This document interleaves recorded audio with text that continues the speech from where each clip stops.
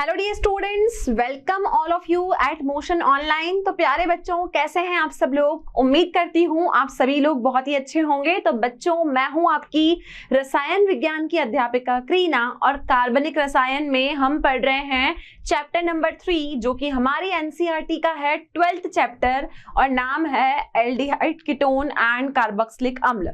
ठीक है, aldehyde ketone और कार्बोक्सिलिक अम्ल में अब तक हम 5 लेक्चर्स कर चुके हैं और लास्ट लेक्चर में मैंने आपको क्या पढ़ाया था? मैंने आपको पढ़ाया था कि हम कैसे कीटोन को बनाएंगे और कीटोन को बनाने के साथ साथ मैंने आपको एल्डिहाइड और कीटोन के कुछ भौतिक गुणधर्मों के बारे में भी बताया था। तो ये हमारा लास्ट लेक्चर था। इसके अलावा हम क्या सीख चुके हैं? हम उनका नामकरण सीख चुके हैं, हम उनकी जनरल जो आधारभूत संकल्पनाएं हैं वो देख चुके हैं, उनको बनाने के तरीके सीख चुके हैं कि एल्डिहाइड और कीटोन को हम कैसे कैसे बनाएंगे। ठीक है, अब भौतिक गुण धर्मों की चर्चा करने के बाद हमेशा जो हमारा अगला टॉपिक होता है ना, वो यही होता है रासायनिक अभिक्रियाएं। इसका मतलब होता है केमिकल रिएक्शंस। इसका मतलब होता है केमिकल रिएक्शंस। अब बच्चों, केमिकल रिएक्शंस जो है ना, वो हर चैप्टर की इंपॉर्टेंट टॉपिक है। हर चैप्टर का इंपॉर्टेंट टॉपिक है। जो भी आप चैप्टर पढ़ते हो उसकी रासायनिक अभिक्रियाओं को पढ़ना, और रासायनिक अभिक्रिया को हम हमेशा यहाँ पर 2 भागों में पढ़ते हैं, क्योंकि हम ये जानते हैं कि कोई भी कार्बोनिल यौगिक होगा तो वो बहुत सारी रासायनिक अभिक्रिया देता है। अब आज जो रासायनिक अभिक्रिया आप पढ़ने वाले हो ना, वो अभिक्रिया हम पढ़ेंगे एल्डिहाइड और कीटोन की। किसकी पढ़ेंगे? एल्डिहाइड और कीटोन की।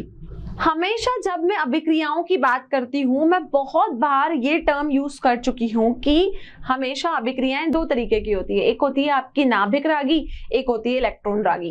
अब नाभिक रागी अभिक्रिया को पढ़ने के साथ साथ हम यहाँ जो अभिक्रिया पढ़ेंगे एल्डिहाइड कीटोन की, उसमें हम इस बार ग्रिग्नार्ड अभिकर्मक के अलावा और भी बहुत सारी अभिक्रिया करेंगे। एक नई अभिक्रिया हम पढ़ेंगे एल्डोल और क्रॉस एल्डोल का संघनन।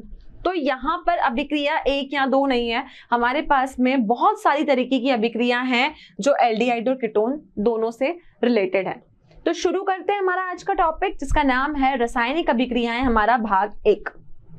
अब बात हुई है रासायनिक अभिक्रियाओं की। रासायनिक अभिक्रिया मतलब केमिकल रिएक्शन। तो बच्चों, आप जानते हो एल्डिहाइड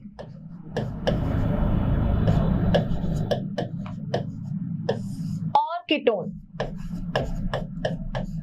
ठीक है, एल्डिहाइड और कीटोन दोनों ही आपके एल्डिहाइड और कीटोन दोनों ही आपके कौन सी फैमिली के मेंबर हैं?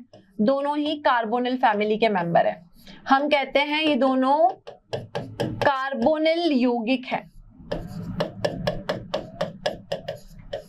क्लियर? अब क्योंकि दोनों ये कार्बोनिल फैमिली के मेंबर हैं, अगर मेरे को एल्डिहाइड को लिखना होता है तो मैं इसको ऐसे लिखती हूं, अगर मुझे कीटोन को लिखना होता है तो मैं इसको ऐसे लिखती हूं। ठीक है तो दोनों कार्बोनिल फैमिली के मेंबर ना। तो जब बच्चों एल्डिहाइड और कीटोन की हम चर्चा करेंगे तो हमेशा एल्डिहाइड और कीटोन क्या करेंगे? समान अभिक्रियाएं बताएंगे, क्योंकि दोनों ही मेंबर किसके हैं? कार्बोनिल फैमिली के हैं। तो हम ये बोलेंगे कि कीटोन और एल्डिहाइड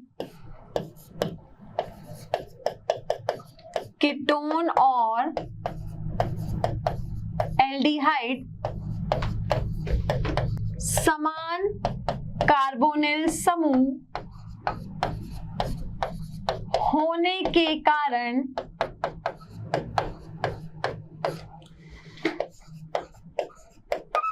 समान अभिक्रियाएं दिखाते हैं।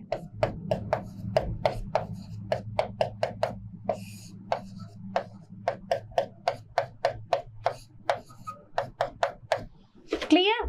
तो C डबल बॉन्ड O दोनों में है, तो इनकी अभिक्रियाएं कैसी होगी? इनकी जो अभिक्रिया होगी वो भी ये समान अभिक्रिया ही दर्शाएंगे। क्लियर? अब बच्चों, जब हम रासायनिक अभिक्रियाओं का अध्ययन करते हैं तो हम हमेशा नाभिक रागी अभिक्रियाओं की बात करते हैं, लेकिन एल्डिहाइड और कीटोन आपके जैसे एल्कीन होते हैं। एल्कीन कैसी अभिक्रिया देते हैं? इलेक्ट्रॉन रागी। मैं एल्कीन की बात करूं तो एल्कीन मतलब होता है द्विकार्बन, डबल बॉन्ड होता है ना, तो एल्कीन में डबल बॉन्ड होता है। तो एल्कीन कैसी अभिक्रिया देता है? एल्कीन जो अभिक्रिया देता है वो देता है इलेक्ट्रॉन रागी अभिक्रिया। एल्कीन कैसी अभिक्रिया देता है? एल्कीन जो अभिक्रिया देता है वो देता है, कैसी अभिक्रिया देगा? इलेक्ट्रॉन रागी। ठीक है, लेकिन अगर मैं एल्डिहाइड और कीटोन की बात करती हूं तो एल्डिहाइड और कीटोन जो अभिक्रिया देते हैं वो होती है आपकी नाभिक रागी योगज अभिक्रिया। सेकंड, हम किसकी बात कर रहे हैं? हमको पढ़ना है अभिक्रिया एल्डिहाइड और कीटोन की। ठीक है बच्चों, तो एल्डिहाइड और कीटोन आपकी कैसी अभिक्रिया देते हैं? ये दोनों जो अभिक्रिया देते हैं वो होती है नाभिक रागी योगज अभिक्रिया। नाभिक रागी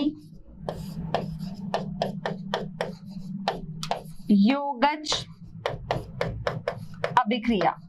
तो आज के लेक्चर में हम जो एल्डिहाइड और कीटोन है उनकी नाभिक रागी योगज अभिक्रियाओं का अध्ययन करेंगे। यहाँ पर हम उस अभिक्रिया की क्रियाशीलता के बारे में जानेंगे और उसके बाद मैंने आपको बताया बहुत सारी अभिक्रिया आपको पढ़नी है। आपको अपचयन भी पढ़ना है, आपको ऑक्सीकरण भी पढ़ना है, आपको ग्रिग्नार्ड अभिकर्मक से अभिक्रिया भी करनी है, साथ में आपको इसमें एल्डोल और क्रॉस एल्डोल संघनन भी करना है। तो यहाँ पर एल्डिहाइड और कीटोन जो है वो बहुत ही वैरायटी की केमिकल रिएक्शंस आपको बताते हैं, लेकिन आज हम क्या पढ़ेंगे? आज हम सिर्फ नाभिक रागी योगज अभिक्रियाओं के बारे में पढ़ेंगे। ठीक है, तो पहली अभिक्रिया एल्डिहाइड और कीटोन की नाभिक रागी योगज अभिक्रिया। ठीक है, अब आपको पता है कि कार्बोनिल जो समूह है C डबल बॉन्ड O, ठीक है, C डबल बॉन्ड O कहते हैं हम। जब मैं C डबल बॉन्ड O की बात करती हूं तो हमें एक चीज बहुत अच्छे से पता है कि यहां पर जो हमारा कार्बन है उसके ऊपर पार्शियल पॉजिटिव चार्ज है, ऑक्सीजन के ऊपर पार्शियल नेगेटिव चार्ज है। तो बच्चों जब भी किसी कार्बोनिल यौगिक की हम बात करेंगे और नाभिक रागी उस पे आके आक्रमण करेगा तो नाभिक रागी आक्रमण आके वहां करेगा जहां पर कार्बन उसको sp2 संकरण अवस्था में दिखेगा। ठीक है, अगर हम इसके त्रिविम गुणों के आधार पर कार्बोनिल समूहों की, कार्बोनिल यौगिकों की समतलीय संरचनाओं की बात करें तो हम बोलेंगे कि नाभिक रागी आक्रमण आके कहां करेगा? वो आक्रमण वहीं करेगा जहां पर कार्बन उसको sp2 संकरित अवस्था में दिखेगा। देखिए, कार्बन के साथ डबल बॉन्ड O, ठीक है, कार्बोनिल यौगिक हो गया। यहां मैं इसकी त्रिविम अवस्था में एक मैंने लगा दिया A यहां पर,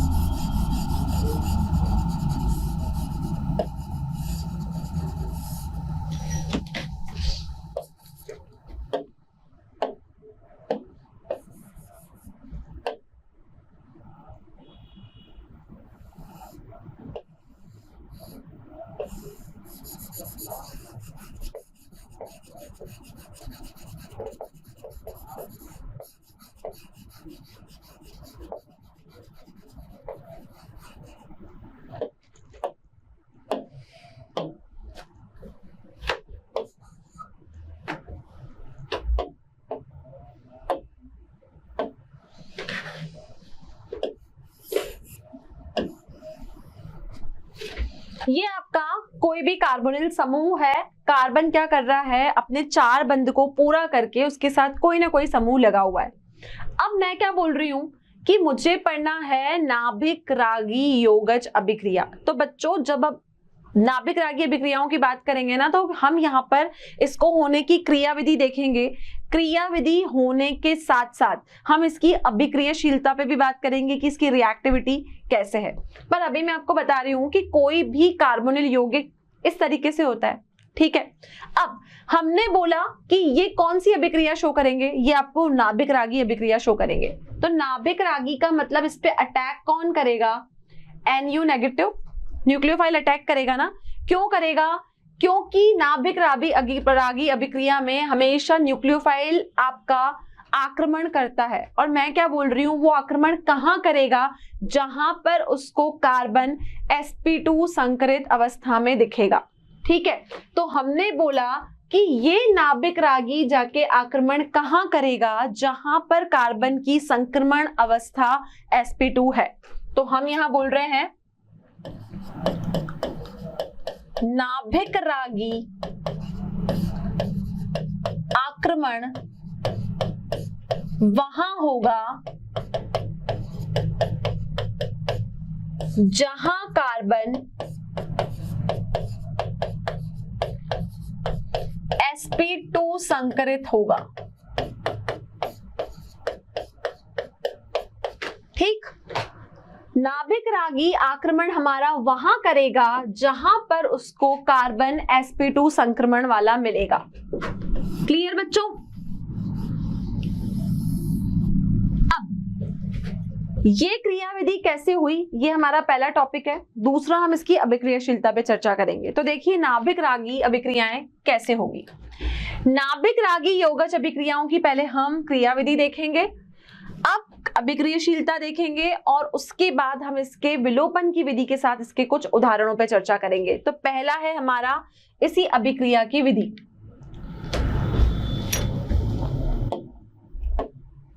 मैंने बोला कि यहां पर हमारे पास में कोई भी कार्बोनिल यौगिक है,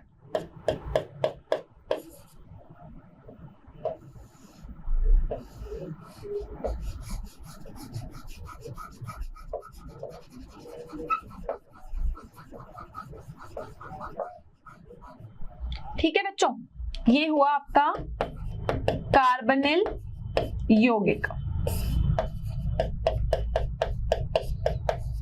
आक्रमण कैसा करवाना है, आक्रमण करवाना है नाभिक रागी। ठीक है, इस पे अटैक कौन करेगा, नाभिक रागी। जब इसके ऊपर नाभिक रागी आक्रमण करेगा तो ये हुआ इसका चरण 1। ये चरण एक जो है ना, ये बहुत धीमा होता है, धीरे धीरे काम करता है। ठीक है, जब इस पहले चरण में नाभिक रागी इसके ऊपर आक्रमण करेगा तो मैंने आपको क्या बताया कि वो उस कार्बन को ढूंढेगा जहां पर संकरण sp2 को नजर आएगा।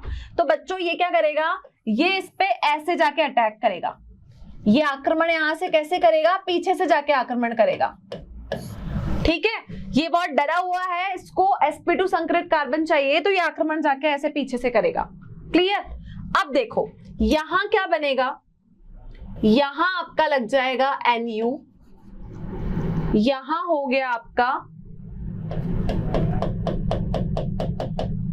A, ये आपका था B,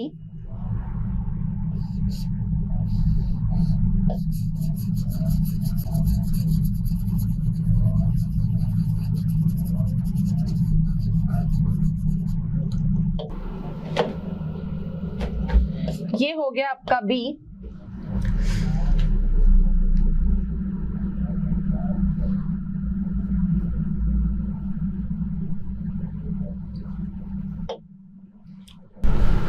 और यहां आ जाएगा आपका O नेगेटिव, क्योंकि अटैक किसका हुआ है, अटैक नाभिक रागी का हुआ है। तो ये था पहला चरण।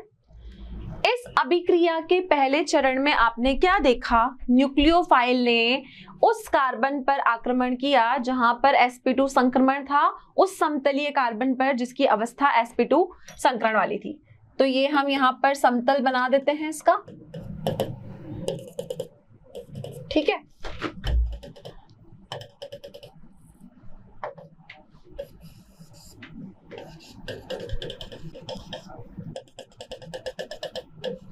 अब बच्चों आप यहां देखोगे कि इस कार्बन के साथ, कार्बन यहां है, इसके साथ आपके 4 आबंध बने हुए हैं, और ये जो आपके पास में मध्यवर्ती बना है, ये आपका कैसा मध्यवर्ती है, ऑक्साइड वाला, क्योंकि इस पे O नेगेटिव जो है यहां पर कनेक्ट होता हुआ आपको दिख रहा है। तो हम इसको बोलेंगे ये बना चतुष्फलीय ऑक्साइड मध्यवर्ती। मध्यवर्ती का मतलब कि ये आपका फाइनल प्रोडक्ट नहीं बना है, ये आपका इंटरमीडिएट यहां पर बना है। देखिए हुआ क्या, चरण 1 बहुत धीमा सा चरण है, जहां पर नाभिक रागी ने आक्रमण वहां किया जहां उसको sp2 कार्बन मिला। अब sp2 कार्बन पर आक्रमण करने के बाद इस sp2 कार्बन पर आक्रमण करने के बाद इसने इसकी अवस्था को sp2 से क्या बना दिया, sp2 से sp3 कर दिया। इतना क्लियर? न्यूक्लियोफाइल ने, नाभिक रागी ने पीछे से जाके आक्रमण किया, वो खुद यहां पर जुड़ गया, न्यूक्लियोफाइल मतलब NO नेगेटिव, और इसने जो कार्बन की संकरण अवस्था sp2 थी ना, उस sp2 अवस्था को इसने क्या बना दिया, इसने इस अवस्था को sp3 बना दिया। इतना क्लियर? अब देखो, पहला चरण हुआ धीमा, इसमें आपको इस समतल पर चतुष्फलीय ऑक्साइड की प्राप्ति हो गई। ठीक है, अब बात करती हूं मैं दूसरे चरण की। पहला चरण तो थोड़ा धीमा था, मंद हुआ। चरण 2 जो होगा इस अभिक्रिया का, वो तेज होगा। अब चरण 2 में यहां पर क्या होगा, ये यहां पर एक प्रोटॉन को ग्रहण करेगा। प्रोटॉन को ग्रहण करने के बाद ये एक ऐसा उत्पाद बनाएगा जो बिल्कुल विद्युत उदासीन होगा। मतलब वहां पर विद्युत उदासीन हमने उसको इसलिए बोला क्योंकि वो इलेक्ट्रिकली आपका एक्टिव नहीं है। तो अगली प्रक्रिया में क्या होगा, इसमें कौन जुड़ेगा, इसमें जुड़ेगा H+, एक प्रोटॉन जुड़ेगा। और बच्चों, जब यहां पर एक प्रोटॉन जुड़ेगा तो वो प्रोटॉन किस तरीके से जुड़ेगा, वो प्रोटॉन जो उत्पाद बनाएगा वो विद्युत तरीके से बिल्कुल विद्युत उदासीन आपका उत्पाद होगा। तो देखिए चरण 2 में क्या बनेगा, यहां आपका है न्यूक्लियोफाइल, यहां पर आपका है A, ये हो गया आपका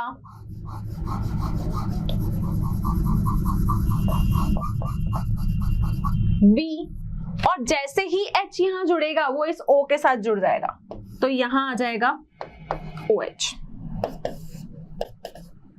ये उत्पाद बना।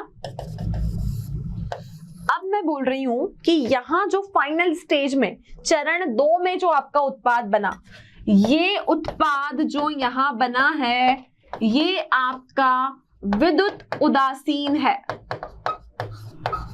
कैसा है, विद्युत उदासीन उत्पाद हमारा यहां पर बना है, जो कि चरण 2 बहुत ही तेज गति से हुआ। तो उसमें हमें जिस उत्पाद की प्राप्ति हुई वो बिल्कुल ही हमारा विद्युत उदासीन उत्पाद है।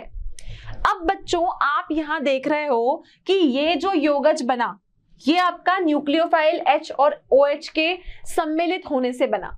इसलिए हमने इसको बोला कि H और OH के सम्मिलित होने से ये योजक बना, तभी हमने इसको अभिक्रिया को नाम दिया नाभिक रागी योगज अभिक्रियाएं। क्योंकि ये योग से बना है HOH और न्यूक्लियोफाइल के, इसीलिए हमने बोला नाभिक रागी योगज अभिक्रियाएं। तो हमेशा ये अभिक्रिया जब समतल पर होगी तो 2 चरणों में होगी। पहला चरण धीमा होगा, दूसरा चरण तेज होगा। पहले चरण में जो उत्पाद बनेगा वो आपका चतुष्फलीय बनेगा, और चतुष्फलीय उत्पाद कैसा है, ऑक्साइड के रूप में है। दूसरी स्टेप में आप उसमें एक प्रोटॉन जोड़ोगे तो जो उत्पाद बनेगा वो कैसा होगा, वो विद्युत उदासीन होगा, और यहाँ पर आपको योगज के रूप में H और OH कंबाइन होते हुए नजर आएंगे। तो ये क्रियाविधि होती है नाभिक रागी योगज अभिक्रियाओं की। क्लियर?